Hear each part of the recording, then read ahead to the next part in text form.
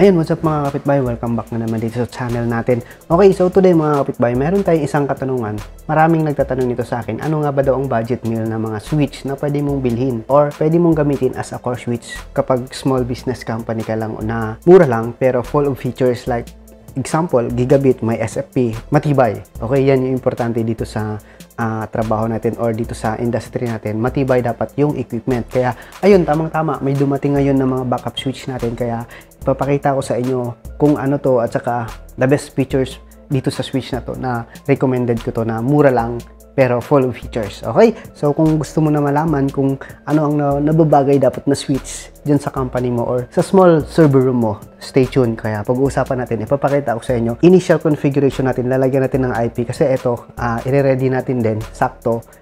Lalagyan natin ng mga IP para in case na may masira, salpak na lang. Gagawan din natin ng mga bilan.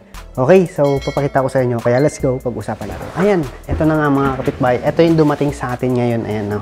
Ito. Ayan, napakita ko to dun sa YouTube shorts ko. Mayroon tayo dumating dito na TP-Link Umada. Ayan, first time ko mag-configure na ito.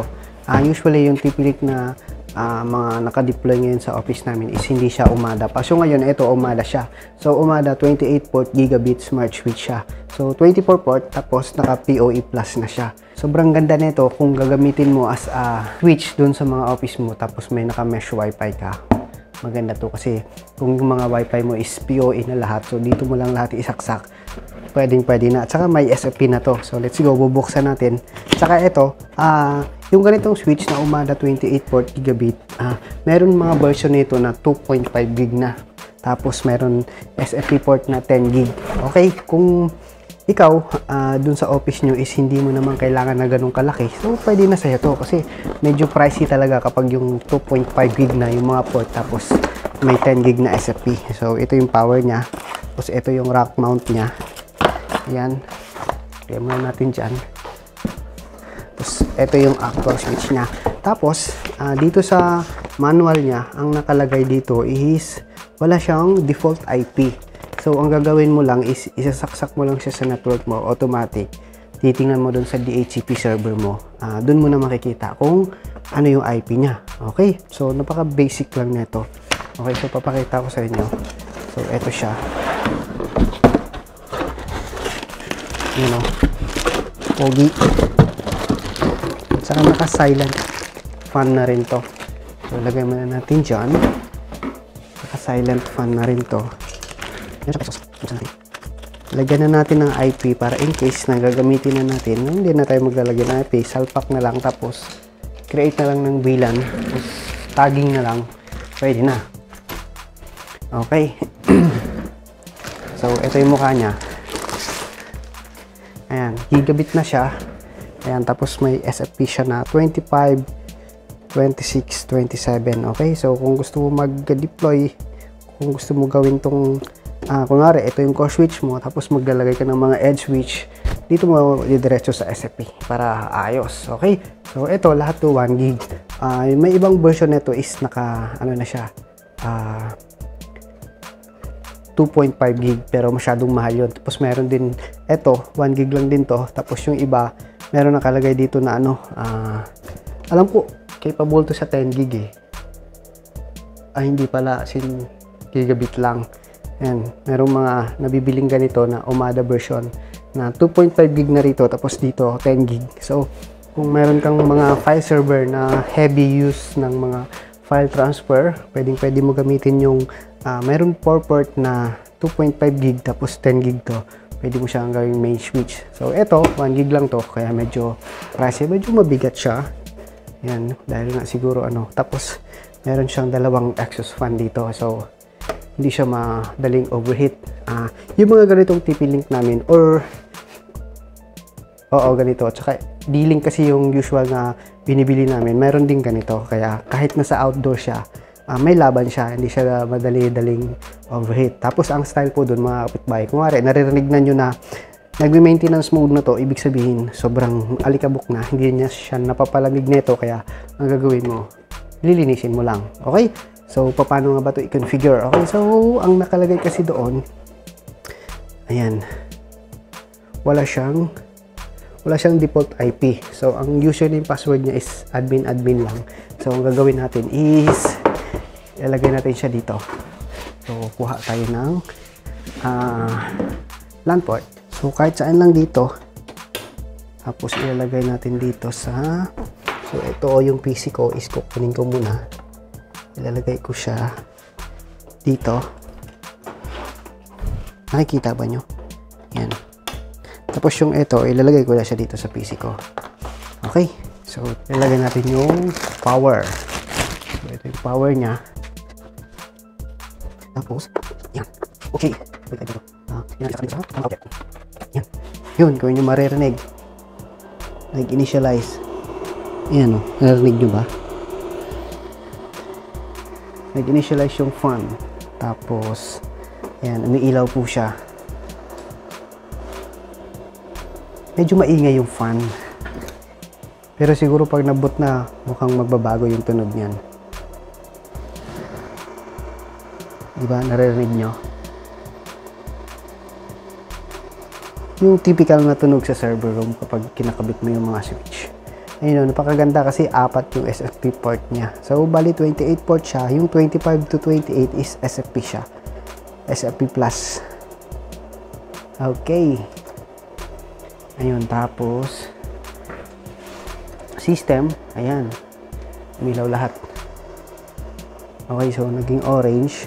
Nakalagay kasi doon, kapag nag-blue, ibig sabihin working normal. Pero pag nag-orange or something na red, ibig sabihin may fault. Pero, so titingnan natin kung magkakaroon na.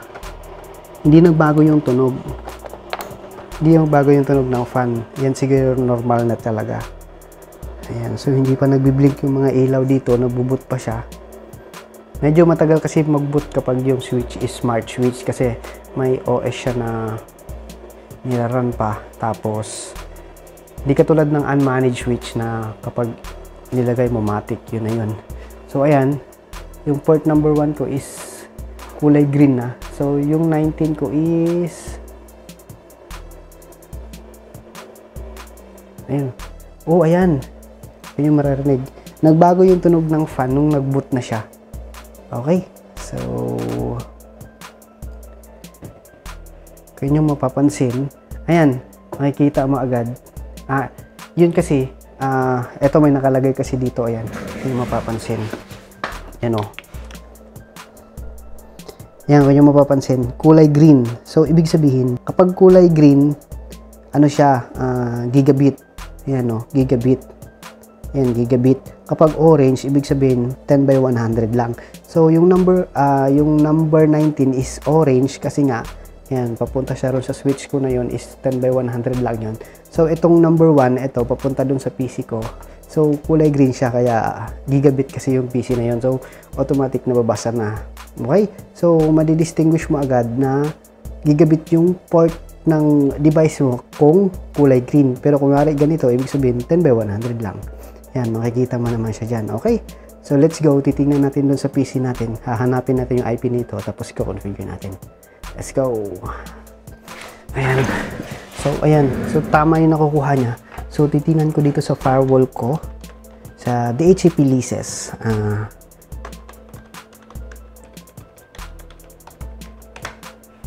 So, ganun lang pag-setup nito. Sobrang basic. Isasaksak mo lang siya sa existing switch mo. Tapos, automatic, ang DHCP server mo, kung saan siyang bilan nakalagay, automatic, lalagyan niya ng IP to. So, ang gagawin mo, hahanapin mo dun sa DHCP leases mo, kung ano yung IP na nakuha niya, tapos i-access mo siya dito. So, pupunta tayo sa leases, tapos, ilalagay natin is, subukan natin Omada. Or TP-Link. Uy, wala siyang makita. So, ang gagawin natin is, ano nga ba pagkakakilanlan nito? SG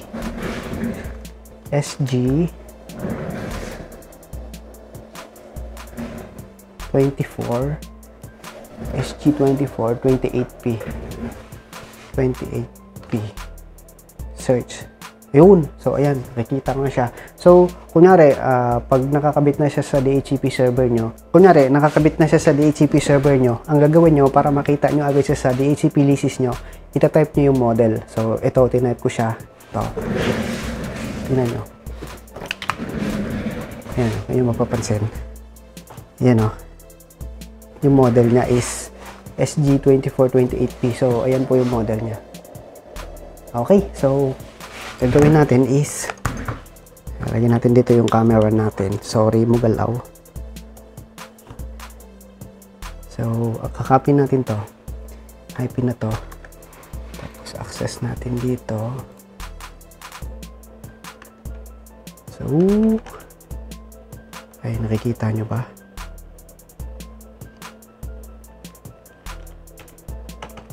Yan. 192.0.56. 192.0.56. Alright. So, ayan na siya. Okay. So, configure natin. So, napakaganda ng ano niya. Admin lang nakalagay dun sa manual niya. Admin. Okay. So, alright. No. Never. New password. So, ilalagay natin yung password natin. Okay. Okay, tapos allow data collection. Pwede na rin siguro i-enable natin, pero wag na muna, next time na lang. Ayan, so ayan, napakaganda. Kitang-kita, ayan, oh. Ito, ibig sabihin online. So ito yung 19. Pati dito pala may kulay. Ayan, napakaganda. Layer 3 na rin pala to. Ayan, layer 3. So, tamang-tama to mga kapitbahay. Pwede nyo siyang gawing core switch kasi may layer 3 features na pala siya. Pwede ka mag-route. Yan, naka-VLAN 1 to naka-static route siya. Connected, naka-route siya sa 0.1 na yung firewall natin. Tapos, ito yung IP niya. Okay, so ito yung subnet. Tapos, ayan, 254. Oh, kita. So, napakaganda. May QoS siya. Ayan. Tapos, may maintenance. Tapos, security. Ang dami niya features. Tapos, dito sa system, yan yung model niya. Device location, Hong Kong. So, babaguhin na lang natin yan. Okay, ituturo ko lang kayo dito. Tapos, ayan. Sa layer 2, ayan, may VLAN. MAC VLAN, ayan. Protocol VLAN. So, napakadami niya. Okay, so dito tayo sa 802.2 VLAN. So, dyan tayo mag-create ng VLAN mamaya. Okay, so hindi ko na ipapakita kasi napakadali lang mag-create ng VLAN dito. Basic na basic. Click mo na yung add. Yan. So, VLAN ID, VLAN name, pwede mo nalagyan. Tapos, ang tag port, click mo na yung mga port na gusto mong isama dun sa VLAN na yun. So, ganun lang ka-basic to. May GVRP pa. May spanning tree pa. Ayan, so ang spanning tree is yan yung prevention ng para hindi mag-loop yung mga ports mo. Okay, so napakaganda na itong TP-Link Umada na to. Ayan, oh. Okay, so recommended ko to, nabilhin nyo para astig. May saving mode pa, features, ayan, maganda. Ayan, itong maganda rito, naka-layer 3 siya. Pwede ka static routing, like for example wala kang firewall o wala kang router, pwede mo siyang gamitin router mismo. Okay, so yan, okay, pwede mo rin siyang, kumari may Windows server ka, so pwede ka mag DHCP relay. Yung DHCP mo is nasa server, tapos ito lang yung routing mo. Okay, so maraming, ayan. So usually kasi nga may firewall tayo, tsaka may main core switch na siya, so hindi niya kita. So, ang features lang na ginagamit namin dito is layer 2 lang. So, sayang, di ba? Pero, nasa inyo na yun. Kung gusto nyo gamitin as layer 3, okay naman din yun. So, dito ngayon, layer 2 lang kasi nga mayroon tayong firewall. Tsaka, may router firewall tayo. So, ang routing doon na nangyayari. Okay? So, paano nga ba yung layer 3? Usually, ang layer 3 ginagamit, like for example, sa Cisco madalas yan. Mag-layer 3 routing ka. Wala kang router, so diretso na sa internet, ikakabit mo na yung internet mo dyan sa switch, yan, Tapos, pwede ka mag-route. So, pwede ka mag-DHCP relay papunta doon sa DHCP server mo ng Windows Server. Yan. So, usually, dito sa amin, kasi nga, may routing na kami. So, dito lang tayo sa layer 2 features. So, ang madalas lang na ginagawa namin dito is 802.1q VLAN, create VLAN, tapos tag and tag. Ayan. Tapos, yun. Tapos na. Tapos, gagamitin lang as layer 2 switch. Okay? So, napakaganda nito. Okay? So, sana nagkaroon kayo ng idea or nagkaroon kayo ng idea kung ano yung mga klaseng switch na tipid, mura, pero full of features na pwede nyo gamitin. Okay? The best yan, TP-Link Umada. Matibay yan, TP-Link Umada. Ano na yan? Proven and tested ko na yan. Okay? So, maraming salamat. Sana nagkaroon kayo ng idea or... So, hindi ko na ipapakita kung paano mag-configure kasi meron akong mga configuration video ng TP-Link, D-Link. Paras lang yun.